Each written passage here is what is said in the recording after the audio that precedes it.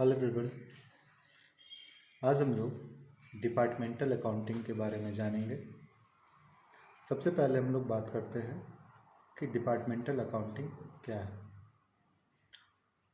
यदि मैं कहूँ कि जैसे एक एग्ज़ाम्पल लेते हैं, एक एग्ज़ाम्पल के थ्रू डिपार्टमेंट को पहले समझते हैं, उसके बाद उससे रिलेटेड अकाउंटिंग को।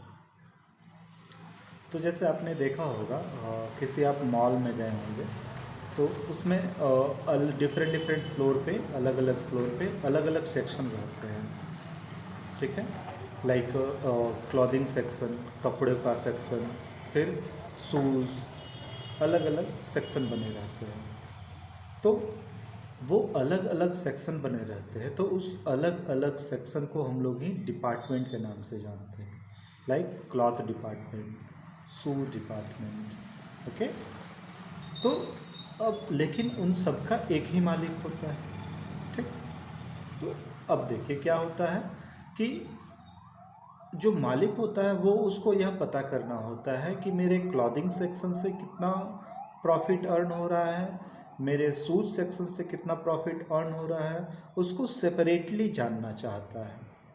तो वो सेपरेटली जानने की जो वो उसकी इच्छा है कि मेरे क्लॉथिंग सेक्शन से कितने सेपरेटली मेरी प्रॉफिट आ रही है, या फिर कुछ लॉस हो रहा है तो कितनी लॉस हो रही है, या फिर शूज सेक्शन से कितने प्रॉफिट हो रहे हैं या कितने लॉस हो रहे हैं, सेपरेटली जानने की इच्छा ही। तो इस सेपरेटली जानने की इच्छा के लिए क्या, हर एक डिपार्टमेंट को अपना अपना अलग अकाउंटिंग रखना होता है, ठीक है, ताकि वो अकाउंटिंग वर्क कर सके और प्रॉफिट या लॉस को कैलकुलेट कर सके, और उसके जो एक ऑनर होता है उसको यह पता चल सके कि क्लॉथिंग सेक्शन से कितना प्रॉफिट हो रहा है और शूज सेक्शन से कितना प्रॉफिट हो रहा है। तो इस उद्देश्य से हम लोग क्या करते हैं, डिपार्टमेंटल अकाउंटिंग करते हैं, ठीक है। अब देखिए ये जो डिपार्टमेंट और जो हमने पहले पढ़ा था ब्रांच, ठीक, ये क्या है, क्या कुछ इसमें रिलेशन है, डिफरेंस है? तो देखिए ब्रांच में क्या होता था, वो भी किसी के अंडर वो काम करता था, हेड ऑफिस के अंडर काम करता था ना। डिपेंडेंट ब्रांच की अगर मैं बात करूं तो हेड ऑफिस के अंडर काम करता था। उसके सारे बुक्स ऑफ अकाउंट्स ब्रांच के सारे बुक्स ऑफ अकाउंट कौन मेंटेन करते थे, हेड ऑफिस करते थे। लेकिन इसमें क्या होगा, डिपार्टमेंटल अकाउंट में हर एक ईच एंड इंडिविजुअल डिपार्टमेंट अपना बुक्स ऑफ अकाउंट कीप करेगा, स्टोर रखेगा और उसको मेंटेन करेगा, ठीक है।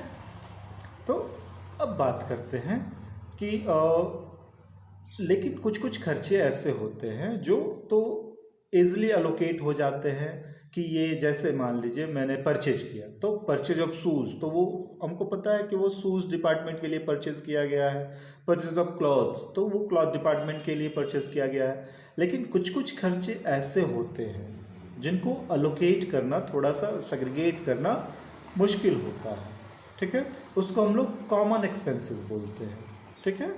लाइक एक उस पूरे बिल्डिंग में 2 फ्लोर है, जिसपे एक फ्लोर पे क्लॉथ सेक्शन है, दूसरे फ्लोर पे शूज सेक्शन है। तो उस पूरे बिल्डिंग का रेंट है। अब उसको हम लोग कैसे एलोकेट करेंगे, वो कैसे, किस रेशियो में बांटेंगे, ठीक है। चलिए मान लीजिए, ठीक है, इस क्लॉथ सेक्शन के लिए एक मैनेजर थे, शूज सेक्शन के लिए एक मैनेजर थे, लेकिन एक जनरल मैनेजर थे जो इस दोनों डिपार्टमेंट को देखते थे और दूसरे डिपार्टमेंट को भी, उस मालिक का जो जनरल मैनेजर थे वो दूसरे और भी उस मालिक के काम को देखते थे।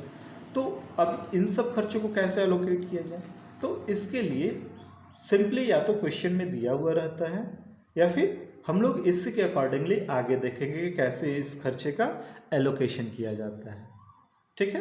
तो हम लोग को मतलब समझ में आ गया कि एक्चुअली में डिपार्टमेंटल अकाउंटिंग क्या है, कि अलग अलग डिपार्टमेंट से रिलेटेड अकाउंटिंग वर्क को ही हम लोग डिपार्टमेंटल अकाउंटिंग बोलते हैं, ठीक है। अगर बात किया जाए ऑब्जेक्टिव ऑफ डिपार्टमेंटल अकाउंटिंग, तो इसके क्या क्या ऑब्जेक्टिव हो सकते हैं। तो सबसे पहला ऑब्जेक्टिव हो सकता है कि अलग अलग डिपार्टमेंट का हमको प्रॉफिट और लॉस फाइंड करना होता है। दूसरा ऑब्जेक्टिव हो सकता है कि अलग अलग डिपार्टमेंट के फाइनेंशियल पोजीशन के बारे में जानना।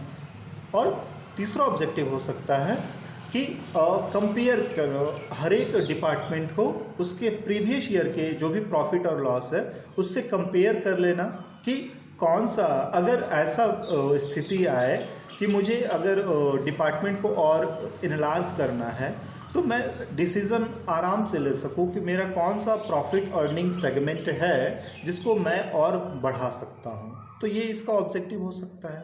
अगर मैं बात करूं इसके एडवांटेजेस क्या क्या हैं, डिपार्टमेंटल अकाउंटिंग के एडवांटेजेस, तो इसमें सबसे पहली बात है कि कंपैरेटिव हम लोग स्टडी कर सकते हैं। ठीक है, कंपैरेटिव स्टडी इंटर डिपार्टमेंट भी कर सकते हैं कि कौन कितना ज़्यादा प्रॉफिट कर रहा है, या फिर सेपरेटली हम लोग उसके प्रीवियस ईयर के प्रॉफिट और लॉस से हम लोग भी कंपेयर कर सकते हैं। और फिर फ्यूचर कुछ भी हमको अगर प्रोजेक्ट करना है, कुछ भी प्लान करना है तो हम लोग वो कर सकते हैं। ठीक है, दूसरा कि अगेन इसी से रिलेटेड है कि जो भी सेगमेंट, अगर कोई सेगमेंट अगर लॉस मेकिंग है सेगमेंट वो, तो हम उस पर ध्यान दे सकते हैं कि यह क्यों लॉस मेकिंग सेगमेंट हो रहा है, यह प्रॉफिट अर्न क्यों नहीं कर पा रहा है। हम लोग उसको सेग्रीगेट मतलब विशेष ध्यान दे सकते हैं उस सेगमेंट पे। ठीक है, तो इससे हमको जानकारी मिल जाएगी। अब एज अ होल अगर एक ही बिजनेस यूनिट के अंदर हम काउंट करें तो हमको तो पता ही नहीं चलेगा ना कि क्लॉथिंग सेक्शन हमारा लॉस मेकिंग सेक्शन है और शूज सेक्शन हमारा प्रॉफिट मेकिंग सेक्शन है, तो हम तो कभी ध्यान ही नहीं दे पाएंगे। तो डिपार्टमेंटल अकाउंटिंग बनाने से क्या फ़ायदा हुआ कि हमको पता चल गया कि हमारा क्लॉथिंग सेक्शन लॉस मेकिंग है, तो अब हम उस क्लॉथिंग सेक्शन पे ध्यान देंगे क्यों ये लॉस मेकिंग है, इसका रीज़न हम लोग फाइंड करेंगे और उसको सॉर्ट आउट करेंगे। ठीक है, और भी हो सकता है जैसे कंपटीशन को फेस करना। ठीक है, तो कंपटीशन में क्या हो सकता है कि जैसे हमको पता है कि क्लॉथिंग सेक्शन में कंपटीशन हो रहा है, दूसरे भी और जो है वो compete कर रहे हैं क्लॉथिंग सेक्शन से, तो ठीक है हमारा तो एक क्लॉथिंग सेक्शन उनसे compete करेगा ही, लेकिन अब हम लोग क्या कर देंगे ध्यान, हम अपने शूज सेक्शन पे दे देंगे ताकि कंपटीशन तो मार्केट में क्लॉथिंग सेक्शन से होता रहे, लेकिन हमारा प्रॉफिट जो ज़्यादा हम कंपटीशन का एट इन क्या होता है, ज़्यादा प्रॉफिट मेक करना। तो हमारा एक सेक्शन तो compete कर ही रहा है दूसरे से, लेकिन हमारा और जो as a whole business unit का जो प्रॉफिट इंक्रीज करेगा वो हम दूसरे सेक्शन पे ज़्यादा ध्यान देंगे। ठीक है, अगर बात करें डिफरेंस की, difference between department and branch, तो सबसे पहले बताए थे कि हम लोग बता सकते हैं कि इस प्लेस के बेसिस पे इसको डिफ्रेंशिएट कर सकते हैं कि जो डिपार्टमेंट होता है वो एक ही किसी बोल सकते हैं कि शोरूम या एक ही बिल्डिंग के अलग अलग सेक्शन में रहते हैं, लेकिन जो ब्रांच होता है वो एक शहर में डिफरेंट शहर में फैला हो सकता है। ठीक है, ऑब्जेक्टिव क्या है, ऑब्जेक्टिव के बेस पे अगर इसको डिफ्रेंशिएट करें तो डिपार्टमेंट की अगर बात करें तो हमारा ऑब्जेक्टिव होता है डिपार्टमेंट के लिए कि सेग्रीगेट हम एक दूसरे पे ध्यान दें और ताकि हमको उसकी कमियों के बारे में पता चले और उस कमियों को हम लोग दूर कर सकें। ठीक है, और उसको सुचारू रूप से चलाने में भी हमें मदद करता है। और अगर हम लोग ऑब्जेक्टिव के बेस पे ब्रांच को अगर देखें तो इसमें होता है क्या कि हमारा जो भी प्रोड्यूस है, ठीक है, हम लोग जो भी प्रोड्यूस कर रहे हैं या फिर सर्विसेज प्रोवाइड करवा रहे हैं उसको ज़्यादा से ज़्यादा लोगों तक पहुंचाएं, प्रोड्यूस का सेल्स बढ़ाएं। ठीक है, अगर अकाउंटिंग के बेस पे हम लोग डिफ्रेंशिएट करते हैं तो अलग हर एक डिपार्टमेंट का अपना बुक्स ऑफ अकाउंट होता है। ठीक है, लेकिन ब्रांच में क्या होता है, मेमोरेंडम अकाउंटिंग, ब्रांच क्या रखते हैं अपने पास, मेमोरेंडम अकाउंट्स रखते हैं। ठीक है, जिसको हम लोग रफ अकाउंटिंग भी बोलते हैं। ठीक है, क्योंकि ब्रांच का कौन अकाउंटिंग करता है, हेड ऑफिस करता है, लेकिन यहाँ डिपार्टमेंटल में हर एक डिपार्टमेंट का अपना अकाउंटिंग होता है। ठीक है, अगर मैनेजमेंट की अगर बात, मैनेजमेंट के बेस पे अगर इसको डिफ्रेंशिएट किया जाए तो डिपार्टमेंटल में हर एक डिपार्टमेंट के अलग अलग मैनेजर होते हैं।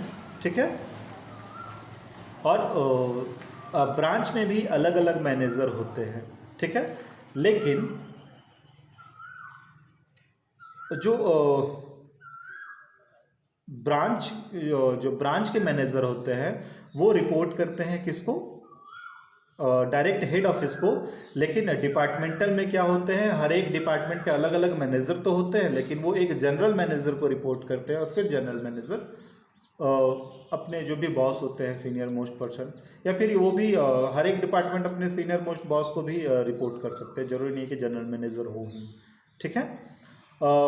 अगर इसके फॉरेन या होम बेस पे अगर इसको डिफ्रेंशिएट किया जाए तो डिपार्टमेंट जो है वो जनरली होम ही होते हैं, मतलब एक ही बिल्डिंग के अंदर ही अलग अलग डिपार्टमेंट है, तो वो जनरली वो होम प्लेस पे ही होंगे। लेकिन हमारा जो ब्रांच है वो फॉरेन ब्रांच भी हो सकता है। ठीक है। अगर तो आई होप आप लोगों को डिफरेंशिएशन समझ में आया होगा डिपार्टमेंट और ब्रांच के बीच में। ठीक है। नेक्स्ट वीडियो में हम लोग इससे संबंधित क्वेश्चंस को देखेंगे और समझेंगे। आज के लिए इतना ही। धन्यवाद।